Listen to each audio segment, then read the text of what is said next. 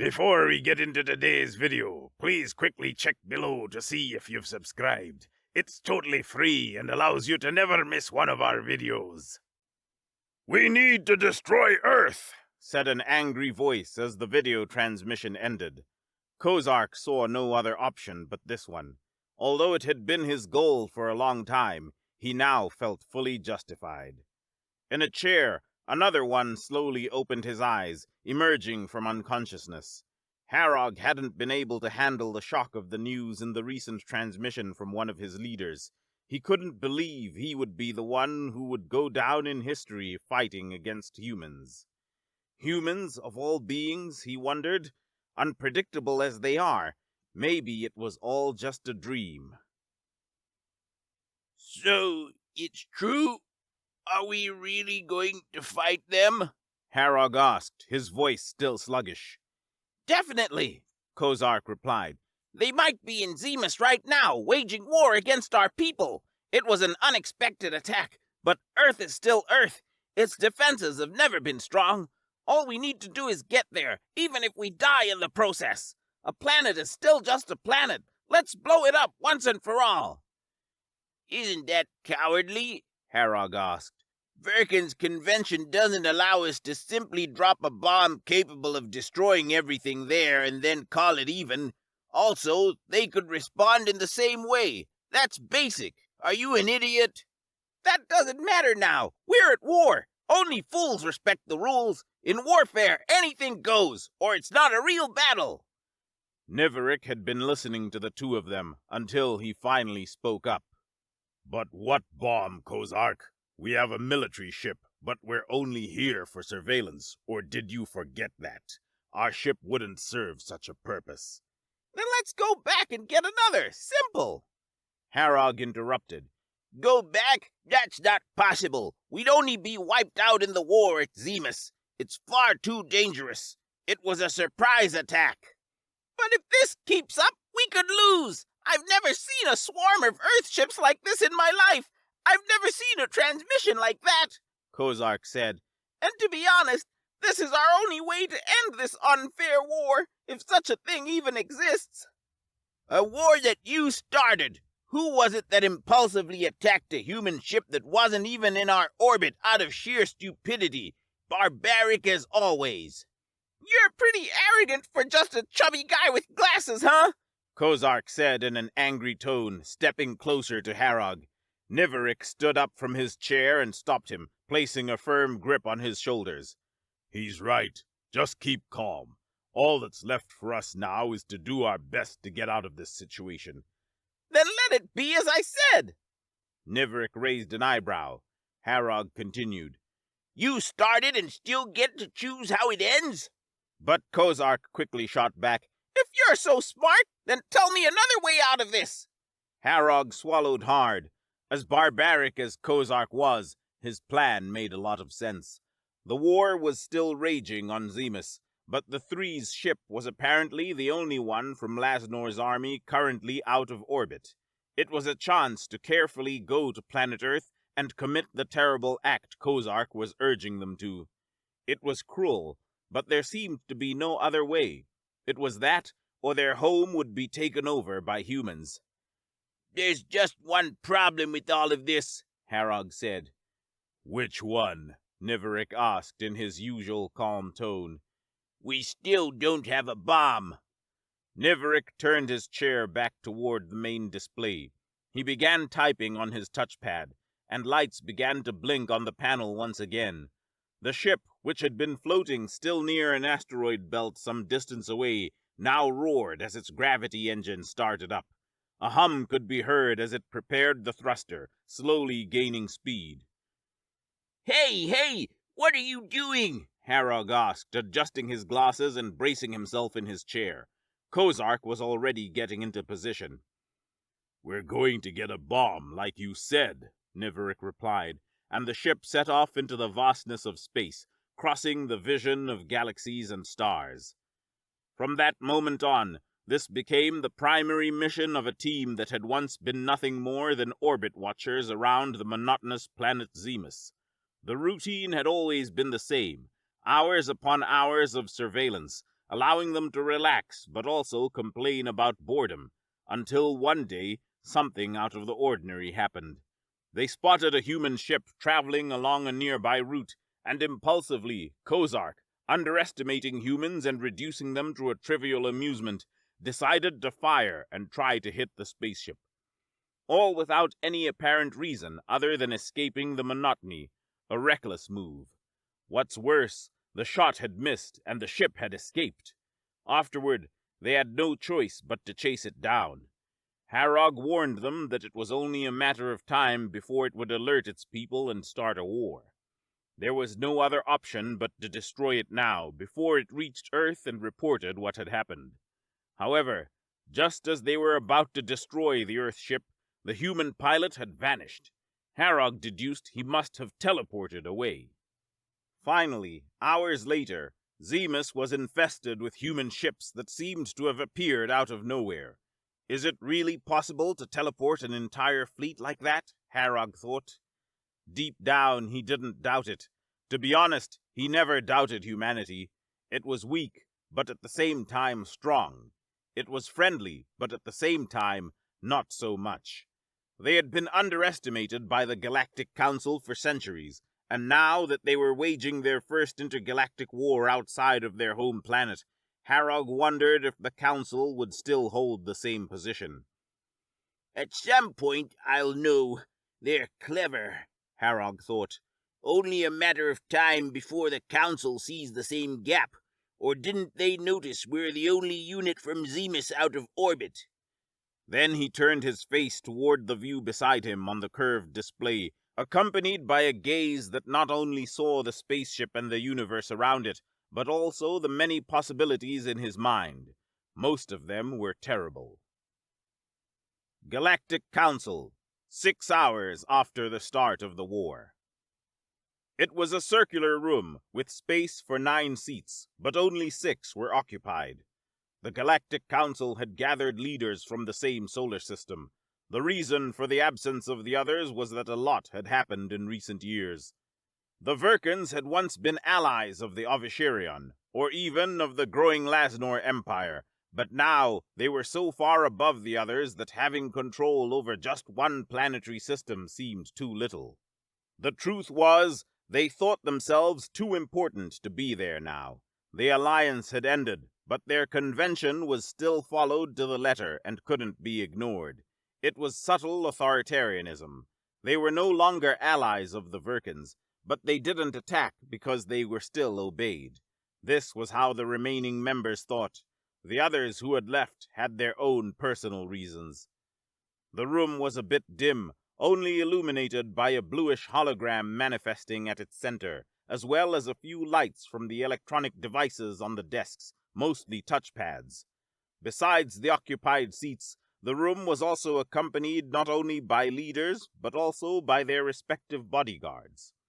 Each carried a team with them, standing by in another outer circle in the same compartment, but positioned slightly higher. Although they always gathered there to conduct business fueled by that long-standing partnership, no one ever knew what might happen tomorrow between them, or perhaps even in that very moment.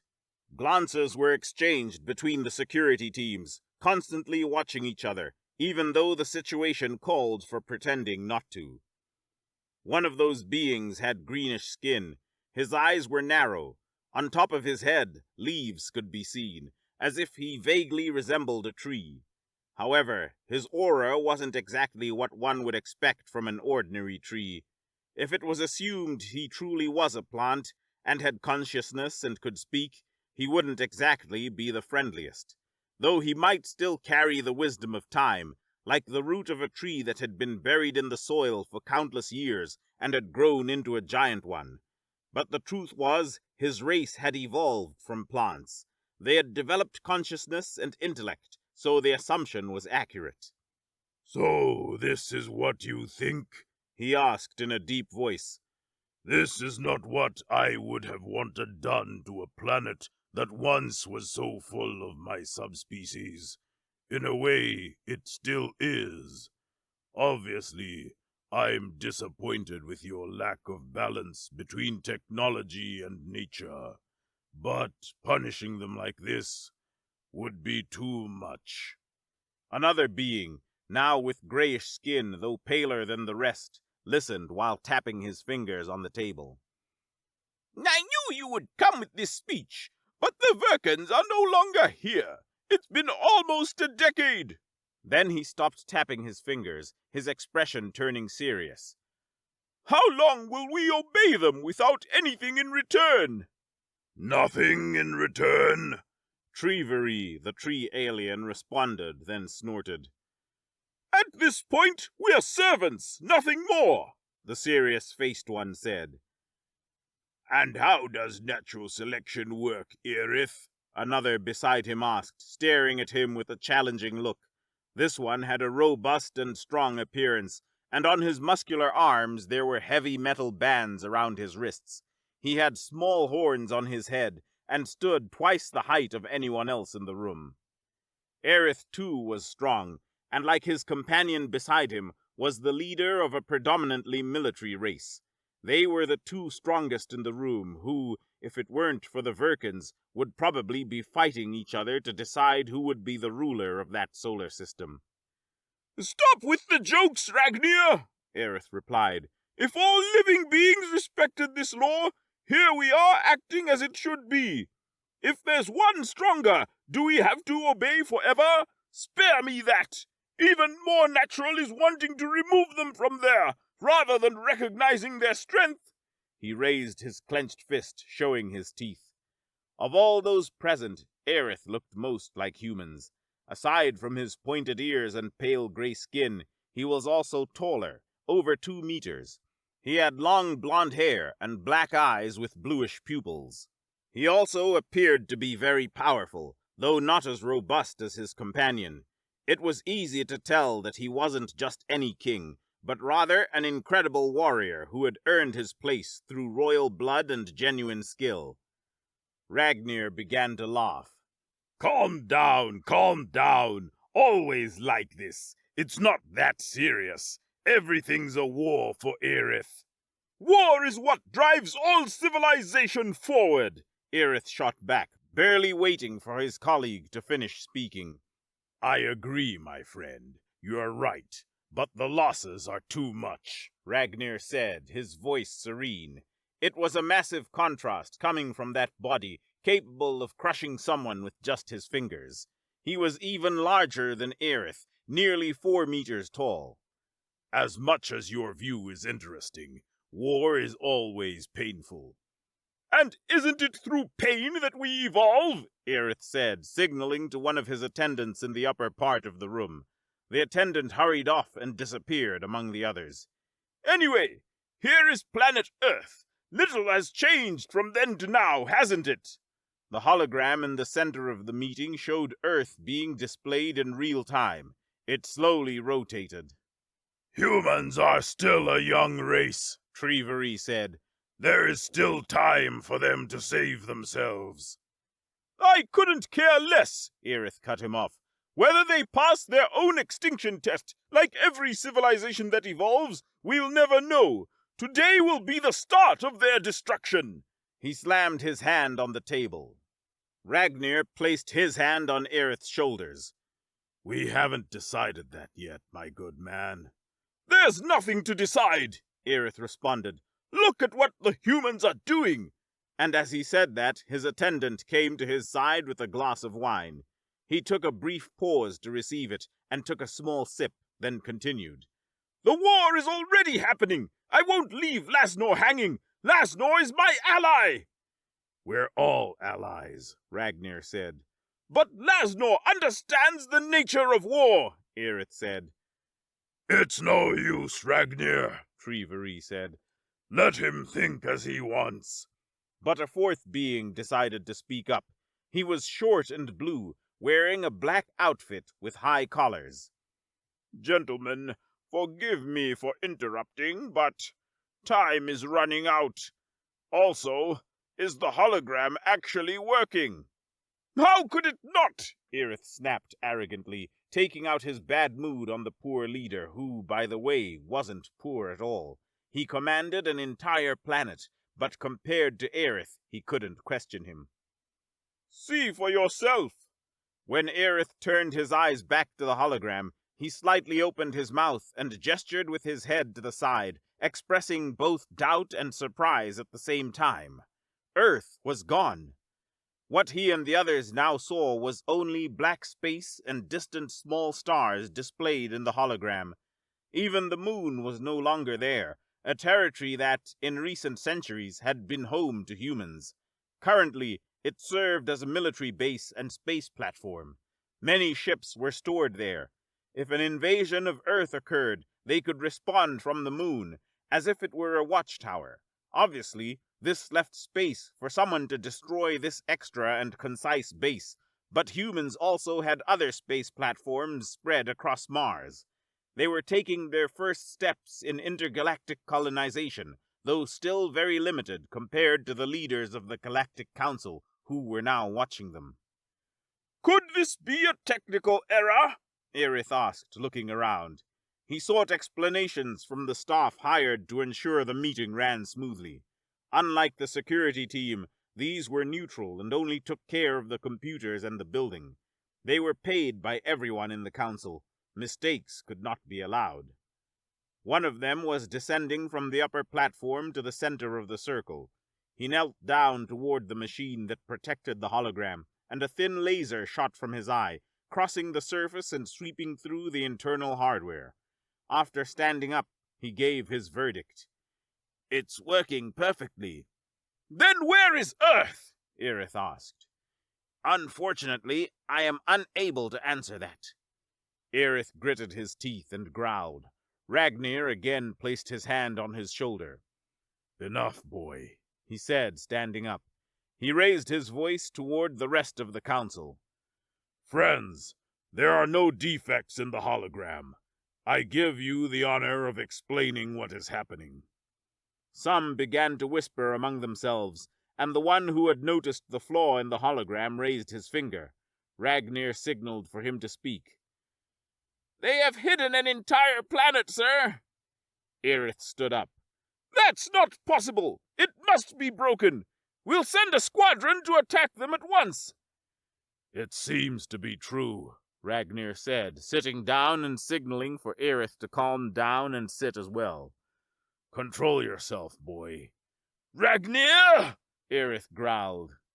Ragnir looked back at Aerith and stared at him for a few seconds without responding. Aerith decided to sit down, still gritting his teeth. The one who had given the opinion on the humans' new tactic stood up. He walked to the middle of the circle with the hologram beside him. Though a lower-level leader compared to the others, he still showed confidence. His name was Waki. "Gentlemen, allow me to take the floor and share my words with you. We are nearing 7 hours since the start of the war. Zemus, at this moment, is requesting help.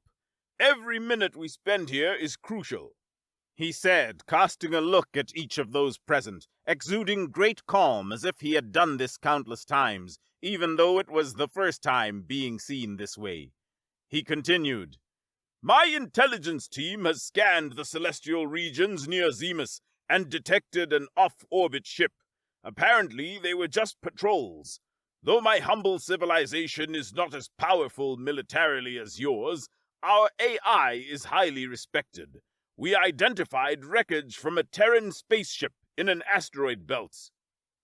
After this, a few in the room let out an "oh" from their lips. They knew how difficult it was to have an AI-powered telescope that could identify something so small at such an incredible distance, especially considering where Waki's planet was, which was very far from Zemus. Moreover, detecting wreckage from so far away in the middle of an asteroid belt where little would remain after an explosion. Beyond Waki's voice, there was utter silence. They listened intently to every word he spoke. Finally, Waki placed one of his fingers to his ear, as if listening to someone for a few seconds. The people waited without question. After that, he continued. "The data has been plotted. There is no doubt. Our AI confirms the truth of the facts. The telescope in this building is no longer capable of detecting planet Earth. What's there is what's in the hologram. A stir could be felt among all the council members, who began to talk amongst themselves. One could hear things like, "Is this really possible? I've never seen this before. Are humans defeating Zemus? This must be an error." Ragnar had to contain the unrest and surprise from his colleagues. Let him continue. And once again, everyone paid attention. Waki proceeded. "I know this is truly unexpected. Therefore, my request is very simple. I suggest we accept the humans' victory." This time, the stir was even stronger. An absurdity, one of them proclaimed. "The humans, who have always had such weak defenses?" "It doesn't make sense," another colleague continued. Then Ragnar roared, Enough! Rarely was Ragnar seen like this, no matter how monstrous and strong he was. He raised both of his arms. The metal ligatures on his arms gleamed with the light that hit them. It is decided, and so it shall be. Then he stood up, turning his back to the council and preparing to leave. Everyone whispered and talked among themselves, shocked by the scene. Aerith was not happy at all with what he saw, and also stood up, grabbing one of Ragnar's arms. "Where are you going?" Ragnar looked back at him with a rigid face. I already said, it's decided. Aerith released him forcefully. "Nothing is decided!" At that moment, everyone remembered that the two were still sorting out the dominance within the council. Even though the Virkans were far away, a hierarchy still existed among them. Being the two most dominant there, they often agreed on matters and decisions about what was most important among the members, putting aside the needs of their own. However, one day this would have to be settled, just as the eternal call of natural selection demands a food chain. They rarely disagreed, but sometimes it happened, as it was now. Someday a breach could occur, and it seemed only a matter of time before that day arrived. Ragnar walked away, ignoring Aerith. The agitation among everyone continued, with members distracted in their own conversations and movements, about to leave. Waki remained in the center, observing the two of them, his eyes narrowed, wondering when the expected rift between them might happen. Though he hadn't explicitly said why he was yielding to the humans, he was surprised that Ragnar had understood without questioning. He hadn't spoken, but deep down, Waki knew. He suspected the humans were somehow connected to the Virkans. If they attempted anything, it would be a huge defeat. The humans were surprising, and he didn't want to leave room for them to surprise him further. It was more sensible to negotiate, to understand why they were so strong. When everyone had left, Waki found himself alone in front of the hologram displaying that part of the universe, an odd scene where Earth was no longer there. Aside from the building's staff, only his security team remained in the council. He then ordered that a transmission be initiated. They would contact the unusual ship that was out of orbit. The surveillance trio was in space, heading to the planet that Niverick knew. It was the planet Plut, a well-known partner of Lasnor. Upon arrival, they would explain the situation and manage to arm themselves with a new spaceship. This one would be more powerful, to ensure the attack they promised would destroy the entirety of Earth, and now they would have the help of a special bomb for the occasion. They couldn't fully trust that the ship they had at the moment would be enough. It was far from it. But with this bomb, Harrog thought, maybe it really is the only way to stop the humans, destroying their own home from afar like cowards. He wasn't proud of it, but he was in the minority there. His colleagues only wanted entertainment and destruction, along with Kozark's dark imperialist intentions. The curved visor of the spaceship received a notification of a transmission. They immediately accepted. Waki's face appeared, and they were surprised. They knew him very well, after all. He was the leader of one of the main businesses Lasnor was involved with. Waki, the biggest AI manufacturer in the entire solar system. Kozark, upon seeing this, took a leader's stance and was the first to respond. It was his custom. right, Waki! He reverenced him, although he dreamed of the day when Waki would be the one who should revere him. Is there a problem? You must know which one, Waki replied concisely. Kozark swallowed hard. Does he know? He wondered. No, impossible. I'm not aware of that, sir. Kozark tried to disguise his tone as well as the lie. Waki didn't blink as he spoke next. The humans have practically already defeated Zemus. In 2 hours, there will be no defense fleet left. You're lucky not to be there right now, if we can even call it luck. He knew what he was talking about when referring to luck. False luck. Kozark felt a shiver, but struggled to stay firm. Waki continued. Taking advantage of this opportunity, you are the only ones from Zemus' fleet in space. It is your duty to handle the next mission. We are at your command, Kozark replied. I know you're already on your way to the planet Plut. I don't know why, but if you were seeking shelter, you won't need to anymore. Kozark saw a glimmer of hope and thought, then he doesn't know the real reason.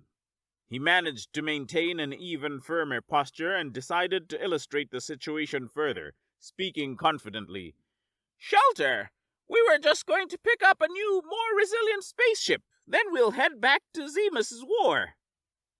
Harrog couldn't believe what he was seeing. How smart of Kozark! How can he have such a good nose when heading into battle? A true warrior, he thought, scratching his cheek with his index finger. However, when he looked back at Waki's expression, seeing it so serious, he wondered if Waki truly didn't realize his colleague's real intentions. What if he already knew how all of this would unfold, but was pretending not to and just wanted to see how far we would go? He's so intelligent. This doesn't add up. When the transmission ended and Kozark sighed in relief, a new request appeared, hardly giving him time to breathe. Could it be Waki? He stopped to think, and now he realized. Then it's all over. However, much was still to happen. When they accepted the request, it wasn't Waki. It was an unexpected visitor, Aerith. He then began his speech without further ado, and shared his intention with that unexpected message. Everything now fell into place perfectly. It was Aerith who had noticed the gap. Keep going after the bomb. You will have all my support when you return from the mission, no matter what Lasnor may think. I will protect each of you. But that dark gaze with bluish pupils was intense and penetrating. When Kozark first saw the great Aerith, he almost fell out of his chair at that moment, but he tried to control himself at all costs and said nothing about it. Those eyes, weren't they the same as Kozark's? The journey to the planet Plut continued. After the last transmission, Kozark remained silent with a distant look. He wasn't one to stay quiet for long. It had been 2 hours, and they were approaching their destination. Niverick hadn't even noticed the change in his colleague, his eyes glued to the curved visor. His mind wandered as he wondered whether he would feel that same rush again. Could it be what humans called adrenaline? He wasn't truly able to feel it, but it was certainly close. He had chased a human ship when he was just on surveillance, and that was the real reason behind the war between his people and the humans. Lasnor couldn't have imagined that their planet was now being invaded by something so insignificant, easily avoidable. But the final consequence of that chase had been the destruction of the human ship, and there was no turning back.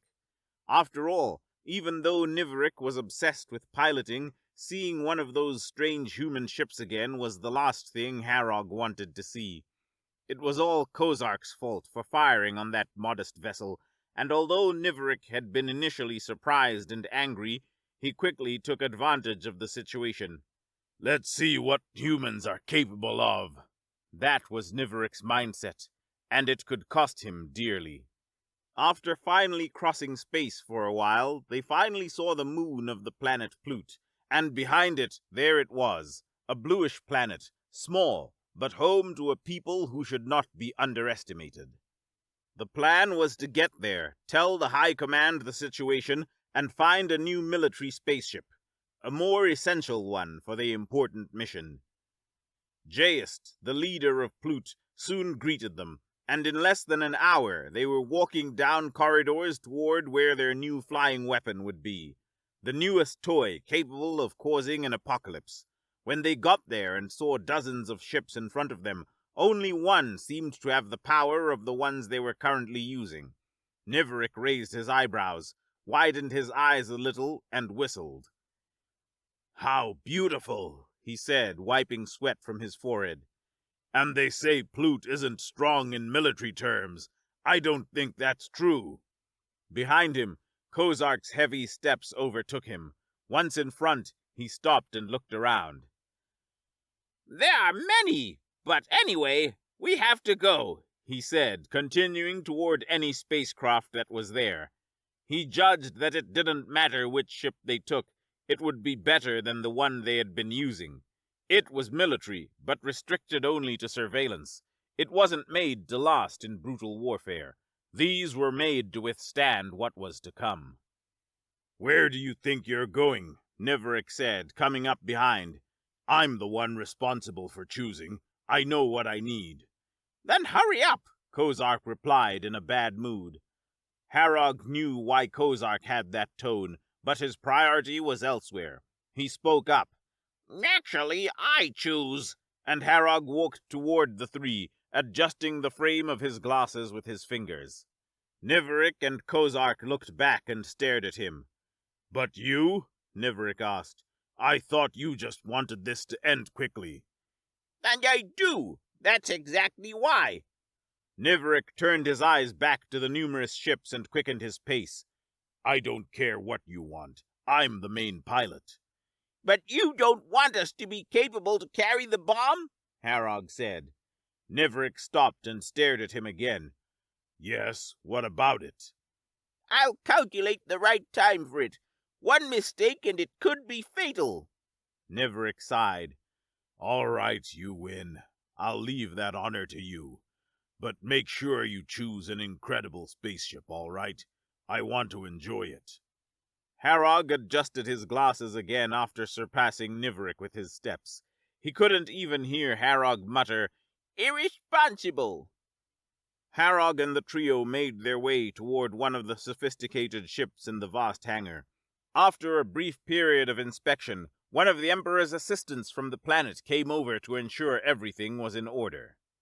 He was a short, round creature with a cute appearance, despite being over 100 years old, radiating a considerable level of maturity. He drove a small cart carrying a massive missile. The nuclear explosive capable of destroying an entire planet was carried by this little being as if it were nothing, in the most casual way possible, with no security escort. Such was the peaceful nature of Plut's civilization. In the creature's mind, he couldn't help but think, Lasnor's people like this, huh? Wars upon wars, as if it's the only way to evolve. After disembarking from his modest cart that carried the world-ending missile, he briskly walked toward the back of the spaceship. The three waited for him. Niverick, seeing the arrival of the awaited object, couldn't contain his excitement and began to climb toward the main console. Harrog remained and opened the compartment where the bomb would be placed, while Kozark stood silently, his eyes fixed on the missile being pushed inside the vessel by a robust robotic platform. The accessory resembled a massive arm, an extension of the small vehicle, revealing a strange contrast, as though it had been hidden among numerous folds. Once the destructive projectile was safely stored, Harrog secured the compartment door with a firm knock. The two of them soon climbed aboard the spaceship. Harrog looked down at the little round creature below and smiled. "Thank you," he said, before also closing the door behind him. The creature gave a signal to another worker up front. The hangar gates slowly began to open. The trio's new military spaceship powered up, its gravitational engine humming to life. A steady, intensifying buzz echoed, accompanied by a strong, desaturated blue glow. The ship moved through the gates, and after a few meters, it soared into the sky, rapidly accelerating and vanishing into the distant foreign skies. In the vastness of the universe, Harrog and Kozark watched the endless colorful galaxies appearing around them through the large curved viewport, sitting and contemplative. Niverick, with his hands firmly on the joystick, pushed the speed to its maximum, counting the seconds until they arrived. However, after giving a small jump in his seat, he started to slow down. He had expected to have seen planet Earth a few minutes ago, but so far he had seen nothing. "Oh, I forgot," Niverick commented. "So, did planet Earth disappear?" "Yes," Harrog confirmed, zooming in on the area where Earth should have been. There was simply nothing. Empty. "Are you telling me a planet disappeared overnight?" "Looks like it." Kozark, with his arms crossed, joined the conversation. "Weak as they are, they must have been destroyed." "There's no debris. Anyway, we can't be sure. Not until a little later," said Harrog. He then began typing commands on his touchpad. His AI started analyzing the location. The coordinates were correct. Literally ahead of them was where planet Earth should have been, though now there was absolutely nothing in that spot. Harrog pressed one last button on the touchpad and continued. "Well, now let's draw our conclusions." A few beeps were heard. "Initiating system check. Preparing guided missile to programmed coordinates. Wait time, 540 seconds. Kozark raised his eyebrows. "All this?" he asked. "Yes, we're launching a nuclear missile. Or did you forget? We need to make sure we hit the target," Harrog chided. "But there's no target," Kozark insisted. "They've already been destroyed." "Of course there is. This is just camouflage." Finally, the countdown began. 536, 523, 509. "I don't like waiting," Kozark grumbled, until a siren began echoing through the spaceship. An alert appeared on Harrog's viewpoint. "Threat detected. Abort countdown. Cancel or continue?" "Continue," Harrog snapped. Niverick then looked around, searching for any strange movement. The AI his nerdy colleague had been working with continued scanning passively. Threat triangulated. Meeting point 240 seconds. Kozark uncrossed his arms and began preparing himself. Niverick, while piloting, started to turn and faced the direction from which the threat was supposedly coming. But when he finally turned, he saw ahead a glowing trail crossing space. It looked like a spacecraft. He grinned broadly, his eyes wide open. "This is what I was waiting for. Let's go," he said, pressing a button on his touchpad. The circle, which previously showed 30%, was now at 100%. The power was pushed to its maximum. When he felt a slight heat spreading throughout the spaceship, it suddenly launched, throwing them all back into their seats. As he saw the light from the spacecraft getting closer, the zoom on the viewport finally revealed its architecture. There was no longer any doubt. It was another human vessel. Once again, Niverick would have to confront that skilled and unpredictable race. "All we need to do is hold out until our missile is finally activated," Harrog signaled. "Hold out? I don't like that word. We'll win!" Niverick boomed gleefully, and an intense glow started to energize in front of the spaceship, along with the heat they could feel. The laser slowly charged until it finally exploded and was launched toward the Terran ship, leaving a glowing trail that faded on its way. "Take that!" Niverick shouted. When the laser was finally close enough to collide with the spacecraft, Niverick saw it make a sudden move, dodging at the last second.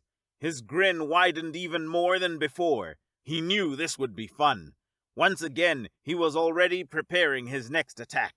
However, what he saw ahead was something he hadn't expected. As he charged his next shot, he noticed the Terran ship doing the same. "Does he think he can hit me?" Niverick thought. But everything happened in a second. When he saw the energy charging up, the next moment, like a flash, he felt a tremor shake the entire spacecraft. That shot, had it been at the speed of light? The ship was now caught in a terrible turbulence as a reddish light filled the entire main panel, accompanied by a siren blaring. Hearing that was like hearing the song of hell. They had never heard it before, never expected to hear it one day. This is war, Harrog thought, and in war anything goes.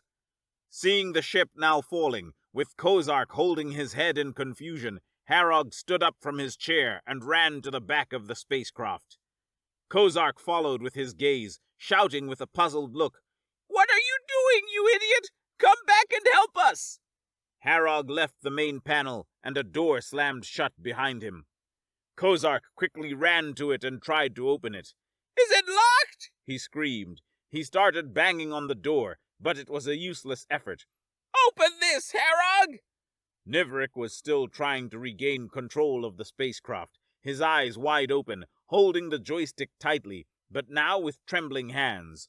Sweat dripped from his forehead. He believed he could still turn the situation around, or at least hold on long enough for the nuclear missile to be launched. And time kept ticking. 59. 58. Less than a minute to launch. 1 minute, and it didn't matter if the Earth was hidden or not. Everything around them would explode. If it was a trick, it didn't matter, he thought. But Harrog, he didn't want to be here to find out. In the back, the nerdy alien was now sitting in the chair of a sub-spacecraft. It was positioned in a lower secret compartment, meant for cases requiring more than just ejection. He prepared to launch it, and when he pressed his touchpad to accelerate, he heard the engine behind him roar. In front of him, a gate began to open, and he could see the vastness of space below. Without hesitation, he flew out, leaving behind his colleague's ship, which was shaking and descending through the void of space in unstable control. For a few seconds, Nivrik regained control. In the next moments, the ship started falling again. For a few seconds, Nivrik regained control. In the next moments, inevitably, it started falling again, bereft to the pilot's whims like a leaf caught in the wind. Kozark panicked. Nivrik never blinked. The AI continued. 3. 2. With only 1 second left for their missile to launch, the last thing those two could see was yet another flash, as fast as light. In the next millisecond, they saw nothing. The Terran ship's laser had swept through that entire spacecraft.